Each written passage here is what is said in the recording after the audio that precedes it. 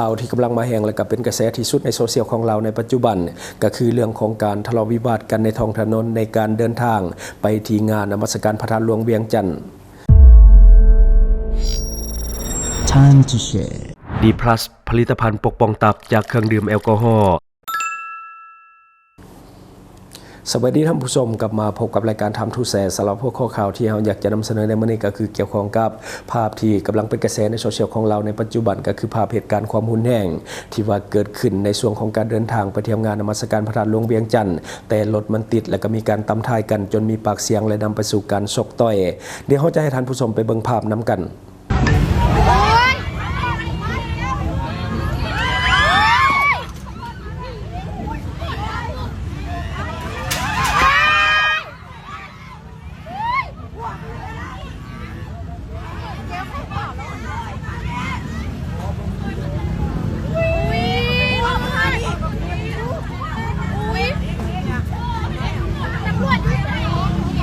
และที่พันไปก็คือภาพเหตุการณ์ที่กลายมาเป็นกระแสในปัจจุบันนั่นก็คือภาพของความรุนแรงในการแก้ไขปัญหาที่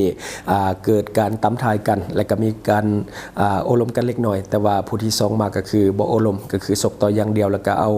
ขวดมาฟาดใส่จำนวน3ครั้งเนาะซึ่งว่าคลิปดังกล่าวถูกถ่ายโดยคนที่ว่าอยู่ในเหตุการณ์ซึ่งว่าภาพและวิดีโอดังกล่าวถูกปล่อยมาจาก Facebook อันหนึ่งก็คือซิมรวงศ์ดวงจันทร์ซึ่งว่าเป็นเอื้อยของผู้ที่ว่าถูกกระทำเนาะก็คือเป็นเอื้อยของผู้ที่ถูกตีซึ่งภาพและวิดีโอดังกล่าวถูกปล่อยในเวลา 20:54 นาทีของวันที่ 6 เดือน 11 ปี 2025เขาจะสรุปเนื้อในการโพสต์ย่อๆให้ท่านผู้ชมได้รับรู้นำกันเพราะว่าถ้าจะอ่านหมดก็คือมันยาวจุดเริ่มต้นก็คือมีชาย2คนขับรถมาตำท้ายรถของน้องชายของผู้โพสต์เนาะหลังจากนั้นก็สังเกตว่าป้ายมันเบี้ยวเนาะแล้วก็มีความเสียหายเล็กน้อยซึ่งว่ามีคนหนึ่งลงมาถามก่อนว่ารถได้รับความเสียหายยังบ่ได้รับจะให้รับผิดชอบยังบ่แต่ว่าคนที่2เนาะลงมาก็บ่เว้ายังเลยก็เข้าไปทำให้ร่างกายโดยการใส่แก้วทุบหัวของน้องชายจำนวน3ครั้งและก็ชกต่อยทั้งที่น้องชายหรือว่าคนที่ถูกกระทำบ่ได้ต่อสู้ยังเลยหลังก่อเหตุแล้วชาย2คนกับเพื่อนก็ได้ฟ้าวหลบหนีโดยการขับรถจักรยี่ห้อ Honda Scoopy i สีเทาไปทะเบียนยบ1701อันนี้ก็คือข้อมูลของรถขนให้อาการบาดเจ็บเบื้องต้นของผู้ที่ว่าถูกตีก็คือมีคิ้วแตกอยู่เบื้องขวาและก็มีดังแตกเพราะว่าถูกต่อยและก็ถูกเอาแก้วฟาดในเหตุการณ์ยังมีคนอื่นได้รับบาดเจ็บนำก็คือประมาณ 3-4 คนจากเศษแก้วที่มันกระเด็นจากเหตุการณ์นี้บ่มีภัยกล้าที่จะเข้าไปช่วยได้เพียงแต่ถ่ายภาพเก็บหลักฐานเท่านั้นเพราะว่าหลายคนก็ย่านเนาะเพราะว่าย่านเหตุการณ์ความรุนแรงและก็มันบ่แม่นเรื่องของเขาแน่ก็บ่กล้าที่จะเข้าไปช่วยและเจ้าหน้าที่บริเวณนั้นก็บ่มีหลังจากที่วิดีโอและก็ภาพเหตุการณ์ดังกล่าวถูกเผยแพร่ลงในโลกโซเชียลได้รับความสนใจจากสังคมจำนวนหลายซึ่งมาฮอดปัจจุบันยอดไลค์ก็คือ 4,200 ไลค์และก็ยอดคอมเมนต์111คอมเมนต์แต่ว่ายอดแชร์ในสูงพิเศษก็คือ 8,000 กว่าแชร์โดยซึ่งว่าตอนนี้กลายเป็นกระแสทั่วโซเชียลของเราไปแล้วและก็แฟนเพจข่าวต่างๆในประเทศลาวของเฮาก็ช่วยกันแชร์นำเสนอข่าวนี้เพื่อที่จะทวงความเป็นธรรมให้กับผู้บาดเจ็บในเหตุการณ์ดังกล่าวสังคมส่วนใหญ่ก็คือลุมประณามคนที่กระทำอย่างป่าเถื่อนในเหตุการณ์นี้ก็คือลงมือก่อเหตุแบบบ่ยั้งก็คือบ่ไทยบ่ถามบ่ปากบ่ลมเนาะก็คือเขามาชกต่อยแล้วก็เอาแก้วฟาดอย่างเดียวหลังจากนั้นก็หลบหนีไปบัดนี้เนาะผ่านมาอีก19ชั่วโมง Facebook ดังกล่าว Facebook เก่าก็คือซิมรวงศ์ดวงจันทร์ได้อัปเดตข้อมูลเติมเกี่ยวกับผู้ก่อเหตุก็คือข้อมูลค่อนข้างที่จะมาไวโพสต์ดังกล่าวได้โพสต์ลงในตอน 22:41 นาทีของวันที่6ก็คือวันเดียวกันเดือน11ปี2025ได้เห็นภาพใบหน้าของคนก่อเหตุอย่างชัดเจนและก็มีข้อมูลเพิ่มเติมอีกพร้อมทั้งได้ให้ข้อมูลละเอียดเกี่ยวกับผู้ที่ว่าก่อเหตุก็คือเป็นประชาชนบ้านนายางเมืองปากกระดิ่งแขวงบริคำไส้ซึ่งว่าผู้เกี่ยวมีอาชีพเป็นพนักงานเสิร์ฟในร้านอาหารแห่งหนึ่งแต่ว่าบ่ขอเอ่ยชื่อร้านก็คืออยู่ในขอบเขตของนครหลวงเวียงจันทร์แต่ว่าตอนนี้คนที่ก่อเหตุมันกำลังหลบหนีอยู่เนาะก็คือทางเจ้าของโพสต์ได้ให้ข้อมูลเพิ่มเติมอีกว่าได้ฮู้ข้อมูลเกี่ยวกับญาติพี่น้องที่สามารถติดตามได้ฉะนั้นขอให้ผู้เกี่ยวออกมามอบตัวกับเจ้าหน้าที่ตำรวจอย่างด่วนและนอกจากนั้นก็ยังมีชาวเน็ตหลายคนได้ส่งเบาะแสเพิ่มเติมเกี่ยวกับ Facebook ของผู้ที่ว่าก่อเหตุเราจะขึ้นอยู่หน้าจอให้ท่านผู้ชมได้เบิ่งนำกันสำหรับ Facebook ของผู้ที่ว่าก่อเหตุก็คือใส่ชื่อเป็นภาษาอังกฤษว่าห้ำน้อยเนาะอันนี้ก็คือชื่อ Facebook ของผู้ก่อเหตุ เรื่องนี้ถือว่ายังอยู่ในความสนใจของชาวเน็ตลาวและก็ติดตามความคืบหน้าอย่างใกล้ชิดเพราะว่าหลายคนก็อยากให้คนให้ถูกจับและก็มาลงโทษได้ไวๆแต่ทั้งนี้ทั้งนั้นก็ขึ้นกับเจ้าหน้าที่เนาะว่าเพิ่นจะเฮ็ดเวียกได้ไวหรือซาสำใดเพราะว่าหลายคนก็ติดตามข่าวในอย่างใกล้ชิดถือว่าเป็นข่าวที่อยู่ในความสนใจของคนลาวในปัจจุบันคือถ้าเรื่องนี้เนาะคนเจ็บถูกตีฟรีเจ็บฟรีและก็คนก่อเหตุยังลอยนวลได้เฮาก็น่าจะหาความปลอดภัยในชีวิตนี้ยากขึ้นเนาะเพราะว่ามันชัดเจนทั้งใบหน้ารูปพรรณสันฐานหรืออย่างต่างๆในเฮาเห็นชัดเจนแล้วหลักฐานในการก่อเหตุก็มีก็คือคลิปวิดีโอและก็รูปภาพต่างๆข้อมูลคนหายก็ชัดเจนเห็นรูปหน้าเห็นทุกอย่างก็คือที่อยู่บ้านเมืองแขวงถือว่าเฮาฮู้หมดแล้วถ้าจับคนก่อเหตุคนนี้เนาะมันบ่ได้แท้ๆก็ต้องได้เพิ่มสติในการใช้ชีวิตของเฮาละเพราะว่าคนก่อเหตุเห็นสัตว์ปานนี้แต่ว่าจับบ่ได้นี่ก็ถือว่าเฮาเองก็ต้องได้เพิ่มสติในการระมัดระวังตัวเวลาไปใส่มาใส่ด้วยตนเองคือเขาต้องอาศัยหลายภาคส่วนในการช่วยกันในเรื่องของการกระจายข้อมูลข่าวสารกับพลังโซเชียลนี่แหละช่วยกันในเรื่องของการกระจายข่าวแจ้งข่าวแชร์คลิปต่างๆที่เป็นข้อมูลของคนให้เพื่อที่จะให้หลายคนได้รับรู้และก็สังเกตการนำกันบ่ให้คนให้ได้มีที่ยืนในสังคมก็คือบอนที่จะยืนบอนเดียวก็คือยืนในคุกเท่านั้นสำหรับคดีที่ก่อขึ้น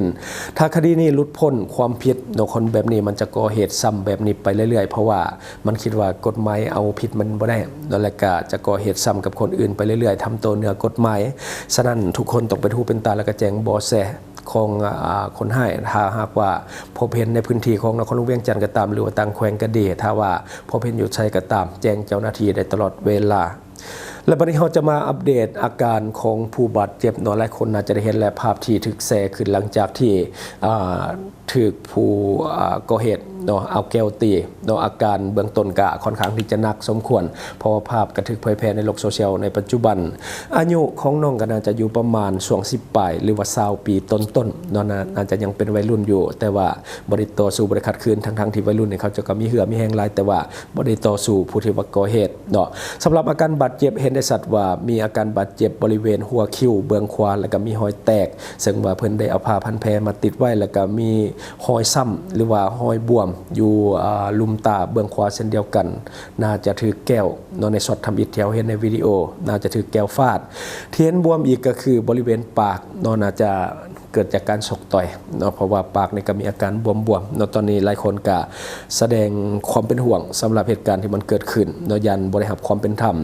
ตอนนี้เกิดเหตุการณ์แล้วทุกคนสงสารน้องเพราะว่าน้องบ่ได้สู้บ่ได้มีทางสู้เลยแล้วก็พยายามที่จะป้องกันตัวเองแล้วก็หลบหนีด้วยซ้ำบ่ได้ต่อสู้ขัดขืนกับผู้ที่ว่าเป็นผู้ก่อเหตุจังได๋ก็ตามผู้ใดก็บ่กล้าเข้าไปช่วยในเหตุการณ์สิโทษเขาก็บ่ได้เพราะว่ามันเป็นเรื่องของภัยของมันบางทีการเข้าไปเสี่ยงก็อันตรายเพราะว่าผู้เกี่ยวมีแก้วแล้วก็มีแก้วแตกก็คือเอาฟาดน้องชายแก้วมันแตกหลังจากนั้นก็จะเป็นปากสลามซึ่งว่ามันมีคมและก็อันตรายหลายคนก็บ่กล้าเข้าไปช่วยเจ้าหน้าที่จุดนั้นก็บ่เห็นเลยว่าเฮ็ดให้คนหายช่วยโอกาสนี้ไปได้จะได้ก็ตามฝากทุกคนเป็นหูเป็นตาและก็แจ้งเบาะแสคนหายหากว่ามีข้อมูลเพิ่มเติมพบเห็นอยู่ไสก็ตามสามารถที่จะถ่ายภาพหรือว่าแจ้งเจ้าหน้าที่ได้เพราะว่าตอนนี้ต้องได้ช่วยกันเรื่องของการทวงความยุติธรรมให้ผู้ถูกกระทำเชื่อว่าผู้ก่อเหตุน่าจะได้เห็นข่าวและก็รู้สถานการณ์แล้วฉะนั้นอยากให้มอบตัวซะโทษหนักมันก็จะได้กลายเป็นเบาแล้วก็แสดงความรับผิดชอบกับเหตุการณ์ที่ตนเองได้ก่อขึ้นในครั้งนี้ซึ่งว่าอันนี้หลายคนก็กำลังจับจ้องให้ความสนใจกับข่าวนี้ว่าจะจับคนหายได้หรือบ่เพราะว่ามันเป็นเหตุที่อุกอาจและก็เกิดขึ้นต่อหน้าฝูงชนจำนวนหลายคนอยู่ในเหตุการณ์ก็เห็นหลายและคนที่ถ่ายภาพลงในโซเชียลกันหลายเช่นเดียวกันกำลังแชร์กันสนั่นแต่ว่าการตามคนหายนี่ก็น่าจะบ่แม่นเรื่องง่ายปานใดเพราะว่าตอนนี้บ่ฮู้ว่าจะหลบหนีออกจากพื้นที่นครหลวงเวียงจันทร์ไปตั้งแขวงหรือหยังคันว่าไปตั้งแขวงนี่เหตุการณ์ที่จะนำคนหายมานี่มันก็จะยากขึ้นอย่างแน่นอนอันนี้ก็คือสิ่งที่เราเก็บมาเล่าสู่ฟังหวังว่าท่านจะได้รับสาระดีๆสำหรับท่านที่ว่าเบิ่งรายการเฮาอยู่คิดเห็นจะได้กับสิ่งที่ว่านำเสนอไปก็อย่าลืมฝากไว้ภายใต้คอมเมนต์ของเฮาและข้าพเจ้าจะเข้าไปอ่านด้วยตนเองขอขอบใจ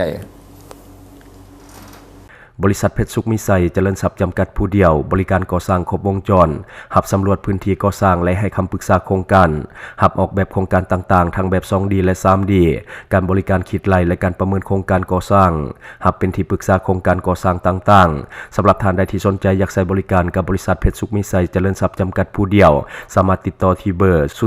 02055662255 หรือ 02077776451 หรือท่านจะเข้าไปเบิ่งผลงานที่ผ่านมาของบริษัทพวกเฮาได้ที่แฟนเพจบริษัท PSMC จำกัด